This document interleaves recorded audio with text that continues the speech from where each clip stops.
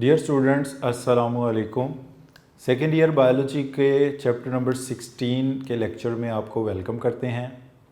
Support and movement का जो chapter हम पढ़ रहे हैं, प्रीवियसली इस चैप्टर के हम ultra structures of muscle, sliding filament model and how the bridges are control, rigor mortis, यहाँ तक हम इसमें डिस्कस कर चुके हैं। यहाँ पर डियर स्टूडेंट्स एक थोड़ा सा जिक्र कैल्शियम आयन का आता है, उसको हमने लास्ट लेक्चर में ज़्यादा टाइम नहीं लगाया था क्योंकि यहाँ पर उसको इन डिटेल डिस्कस किया जाएगा।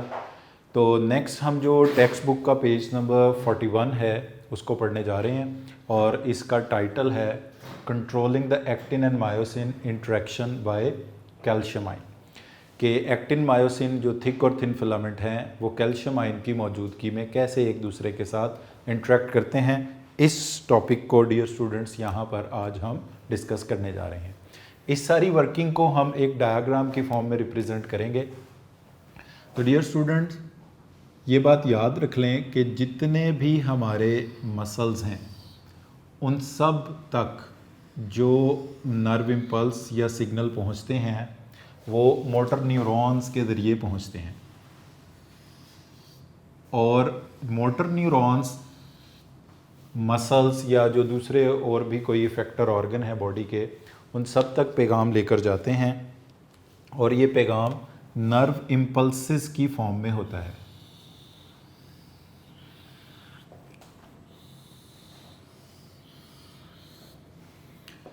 डियर स्टूडेंट्स, ये हमारे पास एक मोटर न्यूरॉन है जो कि नर्वस सिस्टम से मैसेज लेकर आ रहा है। मोटर न्यूरॉन, ये भी एक मोटर न्यूरॉन और उसका टर्मिनल एंड है। मोटर न्यूरॉन का वो टर्मिनल एंड जो किसी मसल या इफेक्टर तक पहुंचता है, ये न्यूरॉन का वो पार्ट होता है जो कि इनका एक्सोनल एंड होता है, एक्सोनल पार्ट होता है। और इसके जो मसल सेल की मेम्ब्रेन है इसको आप देख सकते हैं, इसको हम पहले पढ़ चुके हैं, इसको कहते हैं sarcolemma. The membrane of muscle cell is known as sarcolemma. Sarcolemma अंदर की तरफ बेंड हो जाती है, इनवेजिनेट हो जाती है और ये बनाती है टी टिब्यूल। टी टिब्यूल ये बनाती है। तो डियर स्टूडेंट्स, ये हमारे पास एक मोटर न्यूरॉन है, ये भी एक मोटर न्यूरॉन है और ये इनके एक्सोनल एंड हैं। अब ये एरो रिप्रेजेंट कर रहे हैं कि ये मोटर न्यूरॉन क्या लेकर आ रहे हैं, नर्व इम्पल्स। जो ब्रेन या स्पाइनल कॉर्ड से मैसेज आता है इसको हम कहते हैं नर्व इम्पल्स। इस नर्व इम्पल्स को डीपोलराइजेशन भी कहा जा सकता है। डीपोलराइजेशन, तो नर्व इम्पल्स कह दें, डीपोलराइजेशन कह दें, एक ही बात है। तो डियर स्टूडेंट्स, यहाँ पर ये मैं कुछ नंबर्स भी साथ साथ लिखता जाता हूँ कि मसल के कॉन्ट्रैक्ट होने के लिए जो सबसे पहला इवेंट है वो है नर्व इम्पल्स या इस डीपोलराइजेशन का मोटर न्यूरॉन के एक्सोनल एंड तक पहुंचना। देखें, जब ये मोटर न्यूरॉन कोई मैसेज कन्वे नहीं कर रहा होगा तो ये रेस्टिंग कंडीशन में होगा। जब ये मैसेज कन्वे कर रहा है तो ये डीपोलराइज्ड है, इसके चार्जेस उलट गए हैं, इसमें नर्व इम्पल्स आ रही, और नर्व इम्पल्स एक इलेक्ट्रिकल पोटेंशियल है, एक इलेक्ट्रिकल करंट है। अब इसकी मेम्ब्रेन का ये जो आखिरी सिरा आपको नज़र आ रहा है मोटर न्यूरॉन की, यहाँ पर कुछ गेट्स लगे होते हैं। इन गेट्स को हम कहते हैं कैल्शियम गेट्स। ये गेट कहलाते हैं कैल्शियम गेट। एक बार डियर स्टूडेंट्स याद रखनी है आपने कि जहाँ पर भी आप वर्ड पढ़ेंगे ना किसी गेट का, तो इसका मतलब होगा ये पैसिवली ऑपरेट करेगा, विदाउट एनर्जी, विदाउट एटीपी काम करेगा।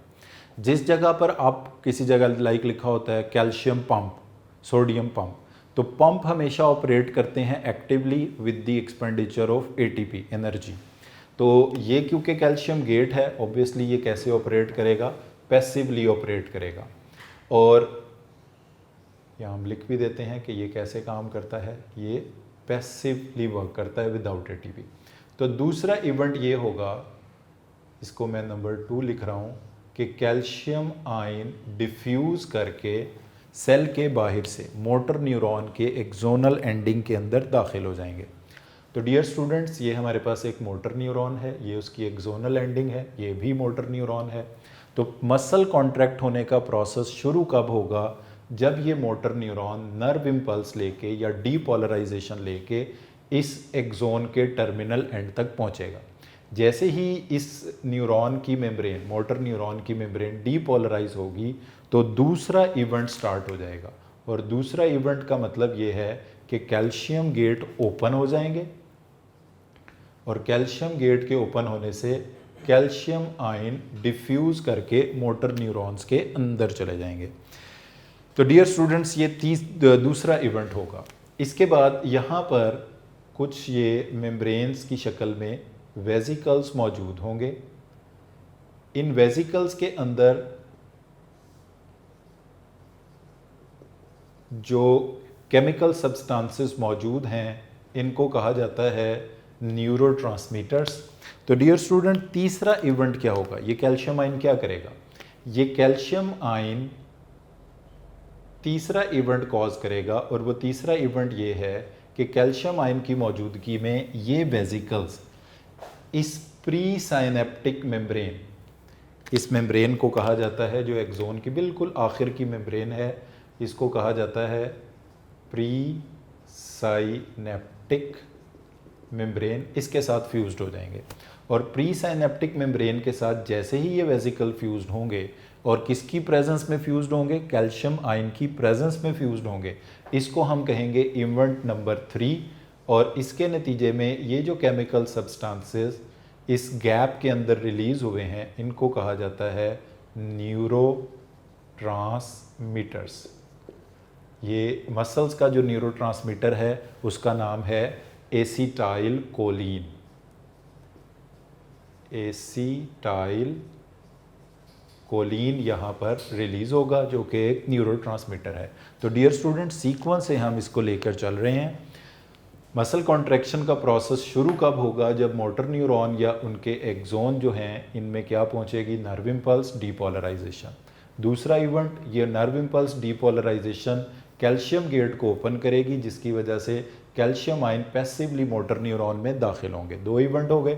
तीसरा इवेंट, कैल्शियम आयन वेसिकल्स को जिनके अंदर एसिटाइल कोलिन या न्यूरोट्रांसमीटर मौजूद हैं प्री साइनेप्टिक वेसिकल्स के साथ फ्यूज करेंगे, और ये साइनेप्टिक वेसिकल्स के अंदर मौजूद न्यूरोट्रांसमीटर इस गैप में रिलीज़ हो जाएंगे। डियर स्टूडेंट्स, इस गैप को क्या नाम दिया जाता है? इस गैप को कहा जाता है NMJ। NMJ का मतलब होता है न्यूरोमस्कुलर जंक्शन, यानी न्यूरॉन की मेम्ब्रेन और मसल की मेम्ब्रेन ऐसे जुड़ी नहीं हुई, इनके दरमियान एक गैप है, और ये साइनैप्स भी इसको कहते हैं neuromuscular junction. NMJ, N stands for neuro, M stand for muscular and J stand for junction, neuromuscular junction. तो डियर स्टूडेंट्स, यहाँ पर न्यूरोमस्कुलर जंक्शन में जो कि न्यूरॉन की मेम्ब्रेन और मसल की मेम्ब्रेन के बिटवीन गैप है, न्यूरोट्रांसमीटर रिलीज़ होगा जिसका नाम है एसिटाइल कोलिन। इसके बाद 4th इवेंट होगा, और वो चौथा इवेंट ये होगा कि ये जो न्यूरोमस्कुलर जंक्शन है जिसका नाम है एसिटाइल कोलिन, ये सार्कोलीमा, ये सारी मेम्ब्रेन का नाम क्या है? सार्कोलीमा। और ये सार्कोलीमा मुख्तलिफ जगहों पर इनवेजिनेट हुई है। इनवेजिनेट कहते हैं इसके इनवर्ड, अंदर की तरफ बेंड करने को, इनवेजिनेट। और इसकी इनवेजिनेशन को नाम दिया जाता है टी टिब्यूल्स। टी का मतलब है ट्रांसवर्स टिब्यूल। अब ये बहुत सारी टी टिब्यूल्स हैं, 1 2 3, और इन सारी टी टिब्यूल्स को कलेक्टिवली कहा जाता है टी सिस्टम। ये न्यूरोट्रांसमीटर्स सार्कोलीमा पर या टी टिब्यूल्स पर मौजूद रिसेप्टर्स के साथ बाइंड करेगा। यहाँ पर क्या मौजूद हैं? रिसेप्टर्स। जैसे ही ये न्यूरोट्रांसमीटर सार्कोलीमा के रिसेप्टर्स पर बाइंड करेगा या टी टिब्यूल्स में मौजूद रिसेप्टर्स पर बाइंड करेगा, जो डीपोलराइजेशन हो रही थी आई थी मोटर न्यूरॉन के ज़रिए, वही डीपोलराइजेशन स्टार्ट हो जाएगी इस सार्कोलीमा में। यहाँ पर लगे होते हैं सोडियम गेट। 5वां इवेंट क्या होगा? यहाँ लगे होते हैं सोडियम गेट। ये सोडियम गेट ओपन होंगे, जिसकी वजह से सोडियम इन सेल्स के अंदर डिफ्यूज करेगा। ये डियर स्टूडेंट्स 5वां पॉइंट है। जैसे ही ये सोडियम सार्कोलीमा में के थ्रू या टी ट्यूब्यूल्स के थ्रू मसल सेल्स के अंदर डिफ्यूज करेगा तो मसल सेल्स की मेम्ब्रेन भी डीपोलराइज होना शुरू हो जाएगी। इसके अंदर भी चार्जेस उलटना यानी नर्व इम्पल्स पैदा हो जाएगी। इसके बाद नेक्स्ट इवेंट ये होगा कि डियर स्टूडेंट्स ये जो टी ट्यूब्यूल्स हैं, these T tubules are connected with the cisternae। Cisternae कहते हैं मेम्ब्रेन ऑफ एंडोप्लाज्मिक रेटिकुलम को, मगर मसल सेल्स में जो एंडोप्लाज्मिक रेटिकुलम है इसको नाम दिया जाता है सार्कोप्लाज्मिक रेटिकुलम का। ये बल्कि एमसीक्यू भी पूछा जाता है कि मसल सेल्स के एंडोप्लाज्मिक रेटिकुलम को क्या कहा जाता है, तो मसल सेल्स के एंडोप्लाज्मिक रेटिकुलम को कहा जाता है सार्कोप्लाज्मिक रेटिकुलम। और ये होता है SER टाइप का। SER का मतलब होता है स्मूथ टाइप का, यानी SER मतलब स्मूथ एंडोप्लाज्मिक रेटिकुलम ये होता है, इसके ऊपर कोई राइबोसोम नहीं होते। तो डियर स्टूडेंट्स आप यहाँ पर देख सकते हैं कि एक टी ट्यूब्यूल है, इसके दोनों साइड पर ये मौजूद हैं सिस्टर्नी, तो ये मिलकर बनाते हैं ट्राइएड। ट्राइएड, ट्राई का मतलब 3 होता है, इस ये 3 चीज़ों से मिलकर बना होता है ट्राइएड। इसमें 1 टी ट्यूब्यूल शामिल होती है इसमें, प्लस 2 इसमें इंक्लूडेड होती हैं सिस्टर्नी। 2 सिस्टर्नी और 1 टी ट्यूब्यूल मिलकर बनाते हैं ट्राइएड।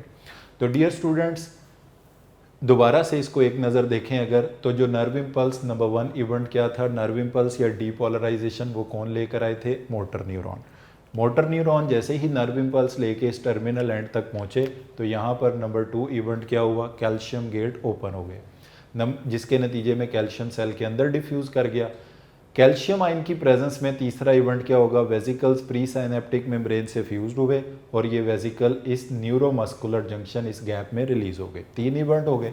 चौथा इवेंट ये था कि ये न्यूरोट्रांसमीटर जिसका यहाँ पर नाम एसिटाइल कोलिन है, ये सार्कोलीमा या टी ट्यूब्यूल्स के रिसेप्टर पर बाइंड किया, जिसकी वजह से इसमें सोडियम गेट ओपन हो गए और सोडियम भी सेल के अंदर आना शुरू हो गए, यानी ये सार्कोलीमा की डीपोलराइजेशन हो गई, इसमें नर्व इम्पल्स आ गई। अब ये नर्व इम्पल्स इस सार्कोप्लाज्मिक रेटिकुलम तक पहुंच गई है। इस सार्कोप्लाज्मिक रेटिकुलम में भी लगे हुए हैं कैल्शियम गेट। ये कैल्शियम गेट ओपन हुए, कैल्शियम गेट ओपन हुए, जिसकी वजह से कैल्शियम आयन आ गया साइटोसोल में। साइटोसोल कहते हैं सोलेबल पार्ट ऑफ साइटोप्लाज्म को। तो डियर स्टूडेंट 5वें इवेंट के बाद जो 6th नंबर पर इवेंट होगा वो होगा 5वां इवेंट हुआ कि सोडियम आयन डिफ्यूज़ करके सेल के अंदर आ गए। छठा इवेंट ये हुआ कि ये जो टी ट्यूब्यूल्स और सिस्टर्नी है या सार्कोलीमा है, इनके अंदर भी क्या हो गई, डीपोलराइजेशन हो गई, इनमें भी नर्व इम्पल्स पैदा हो गई। उसके बाद इसका 7वां इवेंट ये हुआ कि इस सिस्टर्नी के कैल्शियम गेट ओपन हुए और कैल्शियम आयन डिफ्यूज़ करके आ गए साइटोसोल में। 8वां इवेंट इसमें यह होगा कि these calcium bind to troponin. ये जिस प्रोटीन को बाइंड करेंगे उसका नाम है ट्रोपोनिन। तो डियर स्टूडेंट्स ये हम पहले भी बात कर चुके हैं कि कैल्शियम आयन के लिए बाइंडिंग साइट जिस प्रोटीन पर होती है उसे कहते हैं ट्रोपोनिन। बेसिकली ट्रोपोनिन प्रोटीन पर 3 बाइंडिंग साइट्स होती हैं, 1 for calcium ion, 1 for tropomyosin and other for actin. तो जैसे ही ये कैल्शियम आयन बाइंड करेगा ट्रोपोनिन प्रोटीन को, तो यहाँ पर क्या चेंज आएगा कि इसके नतीजे में ट्रोपोमायोसिन प्रोटीन की शेप में चेंज आएगा और इस शेप में चेंज के नतीजे में एक्टिन और मायोसिन, अब मायोसिन की बाइंडिंग साइट एक्टिन पर है और एक्टिन की बाइंडिंग साइट मायोसिन पर है, ये आपस में जुड़ जाएंगे, दे गेट अटैच और हम कहेंगे कि क्रॉस ब्रिज बन गया है, क्रॉस ब्रिज अटैच हो गया। आप इसको 2-3 नाम ले सकते हैं। आप ये कह सकते हैं कि एक्टिन मायोसिन जुड़ गए, क्रॉस ब्रिज अटैच या एस्टेब्लिश हो गए, थिक और थिन फिलामेंट जुड़ गए। अब यहाँ पर एक क्वेश्चन ये अराइज होता है कि इस ट्रोपोमायोसिन प्रोटीन का क्या रोल है। ये ट्रोपोमायोसिन प्रोटीन को आप 2 तरह से इसको पढ़ेंगे। एक इसमें हम देखेंगे ये प्लस का मतलब है कि कैल्शियम प्रेजेंट है, माइनस का मतलब है कि कैल्शियम एब्सेंट है। तो डियर स्टूडेंट, अगर तो कैल्शियम प्रेजेंट हो तो जो रोल हमने अभी देखा वो ये करेंगे, यानी अगर कैल्शियम आयन आ जाएगा, कैल्शियम तो बाइंड करेगा ट्रोपोनिन को, मगर कैल्शियम के ट्रोपोनिन के बाइंड करने से चेंज आएगा ट्रोपोमायोसिन में, जिसकी वजह से ट्रोपोमायोसिन एक्टिन के आगे से हट जाएगी और एक्टिन मायोसिन के साथ जुड़ जाएगी, थिक और थिन फिलामेंट जुड़ जाएंगे, क्रॉस ब्रिज स्टैब्लिश हो जाएंगे। अगर कैल्शियम आयन प्रेजेंट ना हुआ, इस कैल्शियम ये नहीं है, ट्रोपोनिन को बाइंड नहीं किया, तो फिर ट्रोपोमायोसिन यानी विदाउट कैल्शियम की एब्सेंस में क्या करेगी, इसकी शेप ब्लॉक कर देगी एक्टिन को, एक्टिन को इस तरह ब्लॉक करेगी कि मायोसिन एक्टिन के साथ जुड़ ना सके। यानी आप यूं कह लें कि अगर आपसे कहा जाए कि वो कौन सी प्रोटीन है जो एक्टिन पर, थिन फिलामेंट पर मायोसिन की बाइंडिंग साइट को ब्लॉक कर देती है या क्रॉस ब्रिज को बनने नहीं देती कैल्शियम की एब्सेंस में, तो उस प्रोटीन का नाम होगा ट्रोपोमायोसिन। और कैल्शियम की प्रेजेंस में ये अलाउ करती है कि थिक और थिन फिलामेंट जुड़ जाएं, और कैल्शियम की एब्सेंस में ये थिक और थिन फिलामेंट को जुड़ने नहीं देती। बट और कौन सी प्रोटीन, ट्रोपोमायोसिन। बट यहाँ पर आपने याद रखना है कि कैल्शियम की बाइंडिंग साइट ट्रोपोमायोसिन पर नहीं है, कैल्शियम की बाइंडिंग साइट ट्रोपोनिन पर है। तो अगर आपसे पूछा जाता है कि कैल्शियम आयन मसल कॉन्ट्रैक्शन के दौरान किस प्रोटीन को बाइंड करते हैं, तो आप कहेंगे ट्रोपोनिन को बाइंड करते हैं। या अगर आपसे ये पूछा जाए कि कैल्शियम की एब्सेंस में कौन सी प्रोटीन थिक और थिन फिलामेंट को जुड़ने नहीं देती, तो फिर आप कहेंगे ट्रोपोमायोसिन। या कैल्शियम की प्रेजेंस में कौन सी प्रोटीन थिक और थिन फिलामेंट को जुड़ने देती है, मायोसिन एक्टिन को जुड़ने देती है, क्रॉस ब्रिज बनने देती है। प्रेजेंस में ट्रोपोमायोसिन क्रॉस ब्रिज बनने देगी कैल्शियम की, और एब्सेंस में कैल्शियम की ये बनने नहीं दे। बट कैल्शियम की बाइंडिंग साइट किस पर है, ट्रोपोनिन पर है। तो डियर स्टूडेंट्स, ये टोटल सारे इवेंट्स थे जो मसल कॉन्ट्रैक्शन में इन्वॉल्व हैं। फिर इसमें हम एक बार आपको बता दें कि नर्व इम्पल्स लेकर, डीपोलराइजेशन लेकर कौन आएगा, मोटर न्यूरॉन, उसका एक्सोन। जैसे ही ये मोटर न्यूरॉन डीपोलराइज होगा, नंबर 2 इवेंट होगा, calcium ion open, calcium gate open होंगे, कैल्शियम पैसिवली डिफ्यूज करके मोटर न्यूरॉन में चला जाएगा। कैल्शियम मोटर न्यूरॉन में जाके क्या करेगा, तीसरा इवेंट, ये वेजिकल्स की जिनके अंदर न्यूरोट्रांसमीटर मौजूद है, प्री साइनेप्टिक मेम्ब्रेन के साथ फ्यूजन करवा देगा। जैसे ही ये प्री साइनेप्टिक मेम्ब्रेन के साथ फ्यूज्ड होंगे तो न्यूरोट्रांसमीटर एक्सोसाइटोसिस के जरिए इस गैप में रिलीज हो जाएंगे, और इस गैप का नाम है न्यूरोमस्कुलर जंक्शन। फोर्थ इवेंट ये होगा कि न्यूरोट्रांसमीटर जो प्री साइनेप्टिक मेम्ब्रेन से रिलीज हुए वो सार्कोलीमा या टी ट्यूब्यूल्स की ल्यूमेन में डिफ्यूज करेंगे, यहाँ पर रिसेप्टर्स को बाइंड करेंगे। जैसे ही न्यूरोट्रांसमीटर मसल सेल की मेम्ब्रेन पर रिसेप्टर पे बाइंड करेंगे, इनके सोडियम गेट ओपन हो जाएंगे और सोडियम मसल सेल के अंदर डिफ्यूज करेगा, जिसकी वजह से वो नर्व इम्पल्स जो मोटर न्यूरॉन में थी, वो नर्व इम्पल्स मसल सेल्स की मेम्ब्रेन में स्टार्ट हो जाएगी। अब ये टी ट्यूब्यूल्स जो हैं ये कनेक्टेड हैं विद सिस्टर्नी, एक टी ट्यूब्यूल और 2 सिस्टर्नी मिलकर ट्राइड बनाते हैं। ये डीपोलराइजेशन जैसे ही सिस्टर्नी ऑफ सार्कोप्लाज्मिक रेटिकुलम तक पहुंचेगी, सार्कोप्लाज्मिक रेटिकुलम क्या है, endoplasmic reticulum of muscle cell को हम कहते हैं सार्कोप्लाज्मिक रेटिकुलम, इसके कैल्शियम गेट ओपन हो जाएंगे, इसको इवेंट नंबर 7 हम बोलेंगे। जैसे ही कैल्शियम आयन साइटोसोल में आएगा, ये एक प्रोटीन को बाइंड करेगा जिसका नाम है ट्रोपोनिन, जिसकी वजह से शेप में चेंज आएगा ट्रोपोमायोसिन की, थिक और थिन फिलामेंट जुड़ जाएंगे। वो 5 चेंजेस जो हमने स्लाइडिंग फिलामेंट मॉडल में पढ़े थे वो आ जाएंगे, यानी ए बैंड की लेंथ चेंज नहीं होगी, आई बैंड छोटा हो जाएगा, एज जोन डिसअपियर हो जाएगा, जी लाइन एक दूसरे के करीब आ जाएंगी, सार्कोमियर शॉर्टर हो जाएगा। ये एक सार्कोमियर में जो चेंज आएगा ये तमाम मसल सेल के अंदर ऑब्जर्व किया जाएगा, तो ओवरऑल पूरा मसल सेल कॉन्ट्रैक्ट हो जाएगा, मसल फाइबर कॉन्ट्रैक्ट हो जाएगा। अब यहाँ पर 1-2 MCQ के पॉइंट हैं वो आपको बताने हैं कि ये टी ट्यूब्यूल्स कहाँ पर होते हैं। ये टी ट्यूब्यूल्स मौजूद होते हैं near the junction of I and A band. T tubules कहाँ बनते हैं? टी टिब्यूल्स यानी इन्वेजिनेशन कहाँ पर होती है? जहाँ पर ए एंड आई बैंड का जंक्शन हो, या ये किधर होते हैं? और नियर जी लाइन, जी लाइंस पर होते हैं। तो टी टिब्यूल्स किधर होते हैं? मसल्स के अल्ट्रा स्ट्रक्चर में, जहाँ पर जी लाइंस हो या जहाँ पर आई और ए बैंड का जंक्शन हो, ये वहाँ पर मौजूद होते हैं। इसके बाद दूसरी एक और टर्म है इसके हवाले से जो हम यहाँ पर डिस्कस करेंगे कि मोटर यूनिट क्या होता है। ये बुक में लिखा भी होगी term motor unit. Motor unit का मतलब है डियर स्टूडेंट्स कि एक सिंगल मोटर न्यूरॉन जितने भी मसल फाइबर्स के साथ कनेक्टेड हो, ये मिलकर बनाएंगे मोटर यूनिट। जैसे फॉर एग्जांपल ये एक मोटर न्यूरॉन का टर्मिनल एंड है, ये भी मोटर न्यूरॉन का टर्मिनल एंड है। अब मोटर न्यूरॉन की इस तरह से जब ये न्यूरॉन आता है तो इसकी बहुत सारी ब्रांचेस होती हैं। अब इसकी फॉर एग्जांपल 10 ब्रांचेस हैं, 20 ब्रांचेस हैं, हर ब्रांच के साथ एक एक सेल जुड़ा हुआ है। ये इस एग्जांपल में 3 ब्रांचेस हैं और 3 सेल। तो जब ये मोटर न्यूरॉन नर्व इम्पल्स लेकर आएगा तो एक मोटर न्यूरॉन के साथ अगर 3 मसल सेल कनेक्टेड है तो ये एक मोटर यूनिट है। 10 सेल कनेक्टेड होते 10 मोटर यूनिट होते। तो डिफाइन कैसे करेंगे? A single motor neuron forming neuromuscular junction, जिसको आप इनरवेटेड भी कह सकते हैं। If a single motor neuron forming neuromuscular junction और innervated with muscle fibres will form a motor unit, वो एक मोटर यूनिट बनाएगा। इसका मतलब ये होगा कि जब एक न्यूरॉन नर्व इम्पल्स लेकर आएगा तो उसके साथ जितने सेल कनेक्टेड हैं उन सब में यही चेंज आएगा, वो सब के सब सेल कॉन्ट्रैक्ट हो जाएंगे। तो इस तरह मोटर यूनिट का मतलब है कि एक मोटर न्यूरॉन जितने मसल फाइबर के साथ न्यूरोमस्कुलर जंक्शन बना रहा है, जितने मसल फाइबर को इनर्वेट कर रहा है, ये एक मोटर यूनिट है। दूसरा मोटर न्यूरॉन दूसरा मोटर यूनिट बनाएगा, तीसरा, इस तरह जितने न्यूरॉन्स होंगे वो जितने सेल्स के साथ कनेक्टेड हैं उतने ही मोटर यूनिट्स फॉर्म होंगे।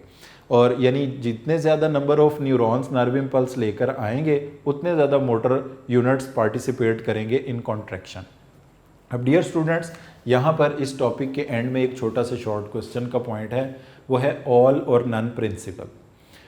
ऑल और नन प्रिंसिपल में देखें, अगर हम बात करते हैं, जैसे ये हमारा बाइसेप का मसल है, अभी रिलैक्स है, थोड़ा कॉन्ट्रैक्ट और फुल कॉन्ट्रैक्ट हो गया। यानी मसल थोड़ा भी कॉन्ट्रैक्ट हो सकता है, ज़्यादा भी कॉन्ट्रैक्ट हो सकता है।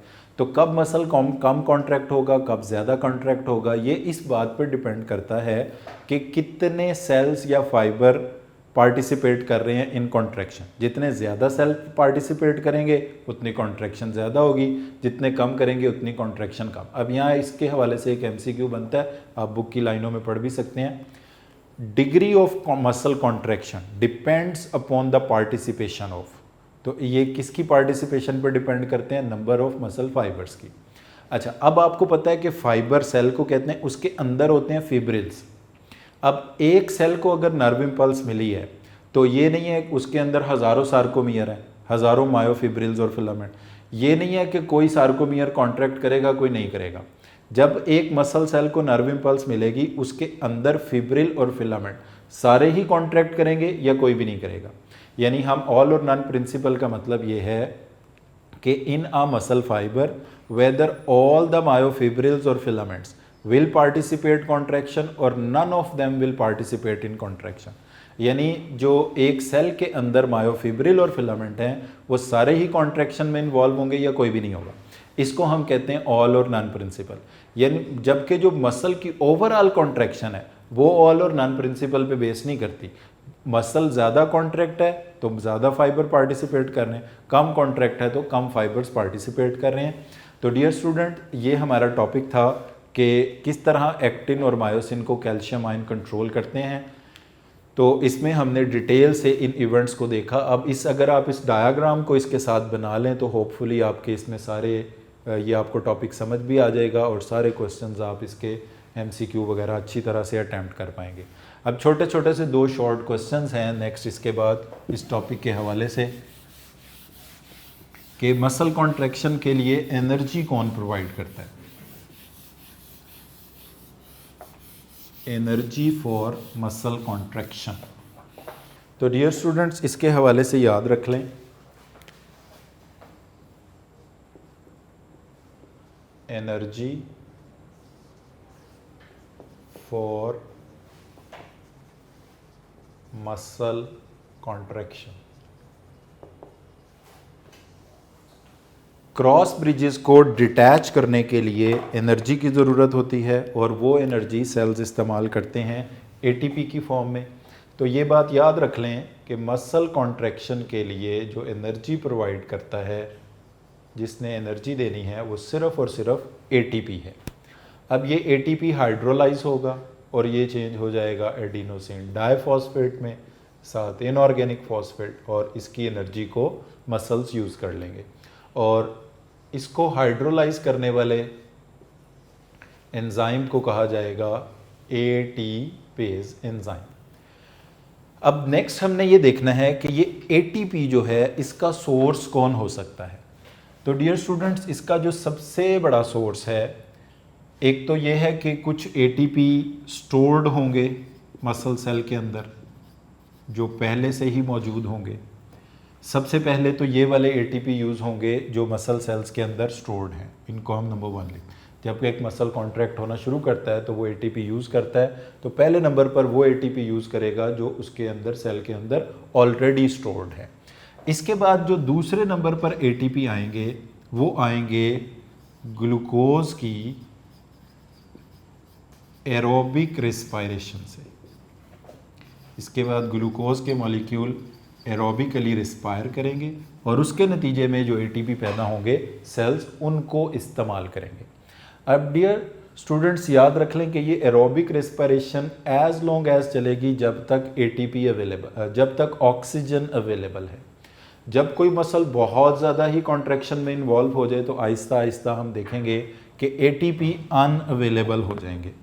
फिर तीसरे नंबर पर जो इसका सोर्स यूज़ किया जाएगा वो ये होगा कि एक मॉलिक्यूल सेल्स के अंदर पाया जाता है जिसको हम बोलते हैं केराटिनिन फॉस्फेट। अब ये केराटिनिन फॉस्फेट इटसेल्फ मसल कॉन्ट्रैक्शन के लिए एनर्जी नहीं देगा, बल्कि ये क्या करेगा कि ये चेंज हो जाएगा केराटिनिन के अंदर और ये अपना फॉस्फेट ग्रुप प्रोवाइड कर देगा एडीपी को, और ये एडीपी चेंज हो जाएगा एटीपी के अंदर। तो बहरहाल केराटिनिन फॉस्फेट भी किसका सोर्स बना? एटीपी का सोर्स बना। केराटिनिन फॉस्फेट ने अपना फॉस्फेट ग्रुप किसको प्रोवाइड किया? एडीपी को, और वो चेंज हो गया एटीपी में, और ख़ुद ये किस में चेंज हो गया? केराटिनिन में चेंज हो गया। तो इस तरह एरोबिक रेस्पिरेशन ग्लूकोज के टूटने से भी क्या हासिल होंगे? एटीपी। केराटिनिन फॉस्फेट के हाइड्रोलाइज होने से भी क्या हासिल होंगे? एटीपी। और कुछ एटीपी सेल्स के अंदर स्टोर्ड होंगे। अगर ये स्टोर्ड एटीपी भी ख़त्म हो जाते हैं, एरोबिक रेस्पिरेशन के लिए ऑक्सीजन भी ख़त्म हो जाती है, केराटिनिन फॉस्फेट का लेवल भी कम हो जाता है, तो फिर मसल टेम्परेरली शिफ्ट हो सकते हैं एनारोबिक रेस्पिरेशन में, और इसमें क्या होगा कि मसल्स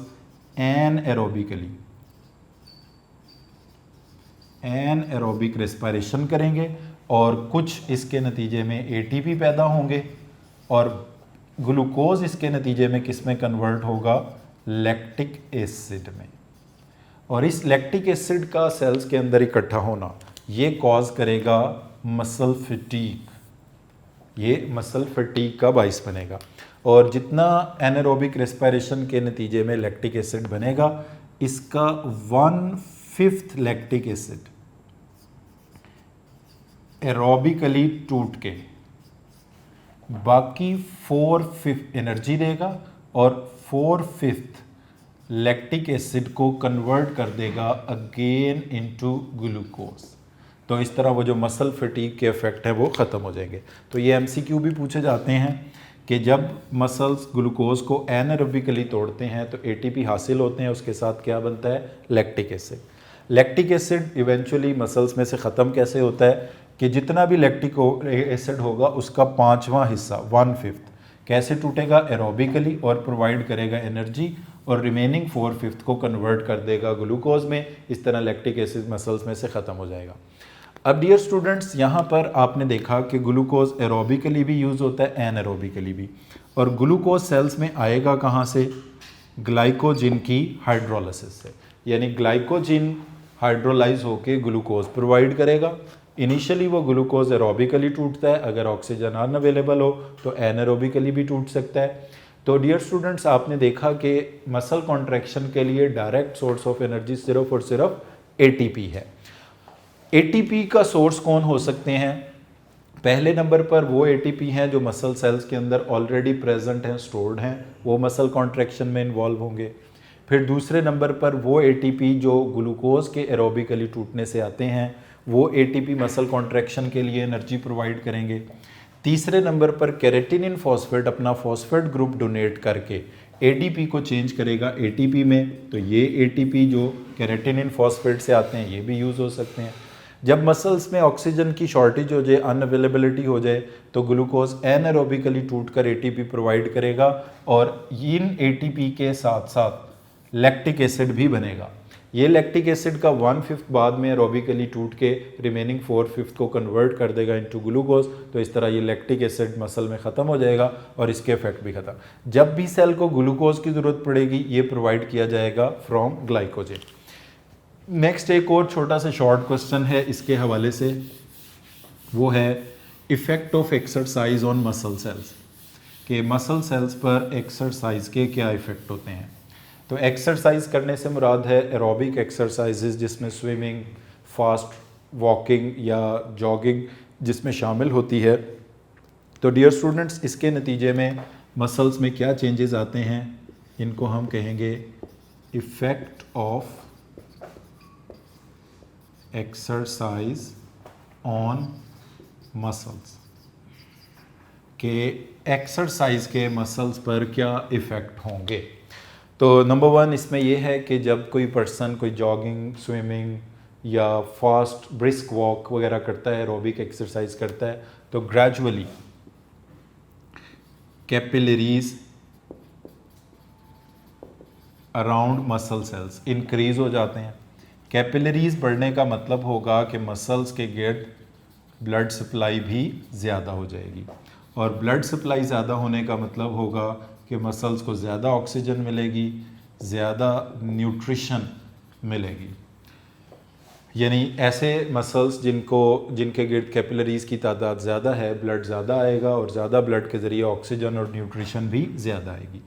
और मसल्स के अंदर ग्लाइकोजन जो कि एनर्जी को जमा करते हैं, इसके कंटेंट्स भी बढ़ जाएंगे, और ऑक्सीजन को स्टोर करने वाली प्रोटीन जिसको कहा जाता है मायोग्लोबिन, इसकी तादाद भी मसल सेल्स के अंदर बढ़ जाएगी।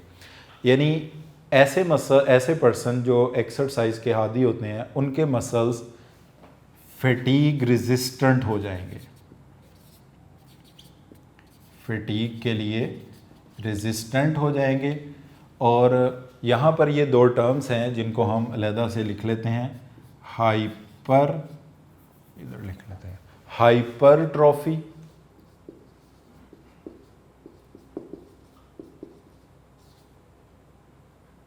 PHY, hypertrophy. तो डियर स्टूडेंट, इसका मतलब होता है इंक्रीज्ड